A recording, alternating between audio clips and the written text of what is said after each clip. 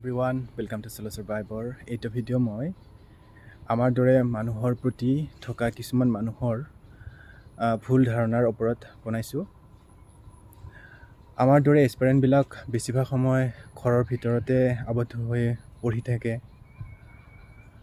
আৰু সেইটো মানুহে নেদেখে। মানে বাহিৰৰ মানুহবিলাকে, গাঁৱলীয়া মানুহ হওক, কিবা হওক, বন্ধু বান্ধৱী হওক, সম্পৰ্কিত মানুহ হওক, সিহঁতে নাজানে আমি কি কৰি আছোঁ, কি কৰা নাই। আৰু চবৰ লগতে আমি ক্লেৰিফাই দিবলৈ আমি ইমান সাজু নাথাকোঁ, কাৰণ আমাৰ সময় নাই সেইবিলাক ভাবিবৰ কাৰণে, সেইবিলাক কথা পাতিবৰ কাৰণে। চ' তাকে লৈ ভিডিঅ'টো বনাইছোঁ। ইহঁতে কিছুমানে জানে কিন্তু কিছুমানে নাজানে। কিছুমানে জানিও হিংসাৰে কিছুমান মানুহক ডিষ্ট্ৰেকশ্যন আনিবৰ কাৰণে নানান ধৰণৰ উপায় অৱলম্বন কৰে। সেইটো মই ফেচ কৰোঁ আৰু আপোনালোকেও ফেচ কৰে। আৰু প্ৰত্যেকজন মানুহে যিয়ে নেকি অলপ কিবা মানে উচ্চাকাংক্ষা কৰে, সেই উচ্চাকাংক্ষা কৰা মানুহজনে সেইটো ফেচ কৰে, মানে নিম্ন খাপৰ মানুহৰ পৰা বা সমনীয়াৰ পৰা যিয়ে নহওক। চ' তাৰে ওপৰতে ভিডিঅ'টো বনালোঁ যে সিহঁতে ভাবে আমি ঘৰত এলেহুৱা কাৰণে এনেকৈ পঢ়ি থাকোঁতো জানে নাজানে সেইটো পিছৰ কথা। সিহঁতে পঢ়া বস্তুটো নিজে যেতিয়া নপঢ়ে, সেই পঢ়াৰ বিষয়বস্তুটো সিহঁতে কেতিয়াও ভাবিব নোৱাৰে। একচুৱেলি সঁচা, সেইটো ভাবিব নোৱাৰে সিহঁতে। আৰু সিহঁতে যিটো পৰিৱেশত যেনেকৈ পাইছে, গাঁৱৰ মানুহ হিচাপে খেতি কৰে, কাম কৰে, হাজিৰা কৰে, কিবা কিবি মানুহৰ লগত মদ খায়, কিবা খায়, সেইটোৱে সিহঁতৰ জ্ঞান। সেইটো কৰিলেহে সিহঁতে জ্ঞান কৰে মানুহক। আমিতো সেইটো বস্তু নকৰোঁৱে এতিয়া বৰ্তমান। আগতে কৰিছিলোঁ, কাম ঢেৰ কৰিছিলোঁ। এলেহুৱা যে আপোনালোকে ভাবে আমাক, বা পাগল বুলি যে ভাবে, পাগল বুলিও কয়। আৰু এনেকৈ মূৰ্খ, পাগল যিয়ে নহওক, এলেহুৱা বা সেনেকৈ আৰু কিবা কিবি নানান ধৰণৰ নামাকৰণ কৰে।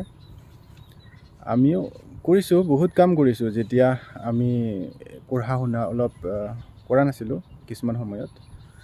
যেতিয়া আমাৰ গাঁৱত মোৰ নিচিনা বয়সত হাজিৰা কৰা মানুহ আমাৰ গাঁৱত এজনো নাপাম নেকি মই এতিয়ালৈকে। ক্লাছ 10 9 মান থকাৰ পৰাই মই হাজিৰা কৰিছিলোঁ এই বঙালী মানুহৰ তাত, ডাঙৰ মানুহৰ গাঁৱৰ। তাৰ লগত গৈছিলোঁ হেল্পাৰ নিচিনাকৈ। সি যেনিবা জানে মই তাৰ হেৰিত কৰোঁ কাম, এনেকৈ কিবা বেৰ বান্ধা ঘৰৰ, ঠিক তেনেকুৱা। চ' এনে কিবা কয়, এই ট্ৰাক গাড়ীত যে ডাঙৰ ডাঙৰ বল্ডাৰ লোড দিয়ে ন, শিলৰ ডাঙৰ ডাঙৰ 50 30 কেজি 40 কেজি এনেকুৱা বল্ডাৰবিলাক লোড কৰা, আনলোড কৰা, আৰু বেলচা মাৰা, মাটি উঠোৱা ট্ৰাক গাড়ীত। চ' তাত যিবিলাক লেবাৰাৰ আছিলে, তাৰে ভিতৰত মই চবতছে সৰু আছিলোঁ।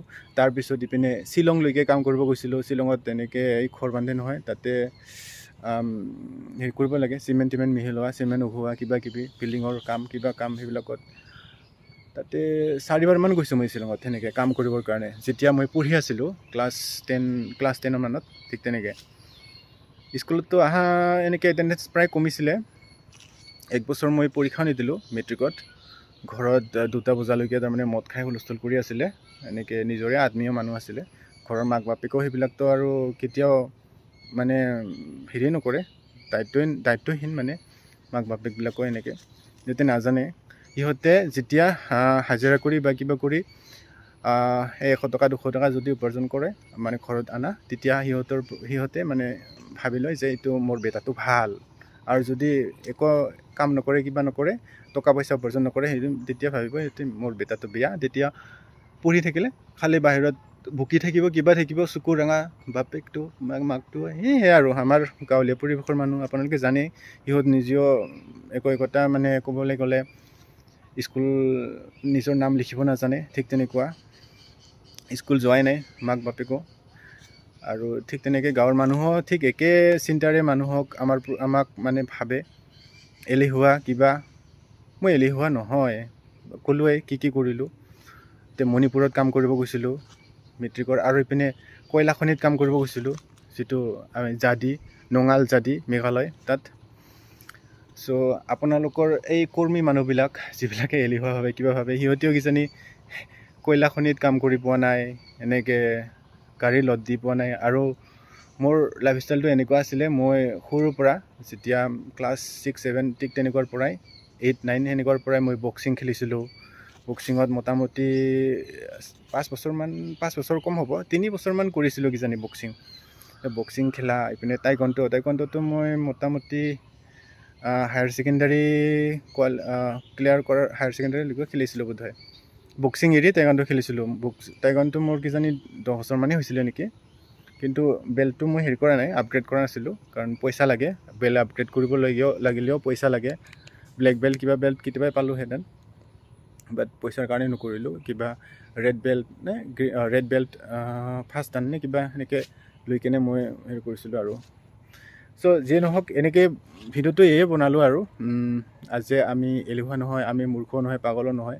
আপোনালোকে যিটো পৰিৱেশত আছে সেই পৰিৱেশৰে আপোনালোকৰ জ্ঞান থাকে। চ' তেনেকৈ ভাবে আপোনালোকে। আমি এটা কম্পিটিটিভ ৱৰ্ল্ডত বৰ্তমান কৰি আছোঁ, কষ্ট কৰি আছোঁ।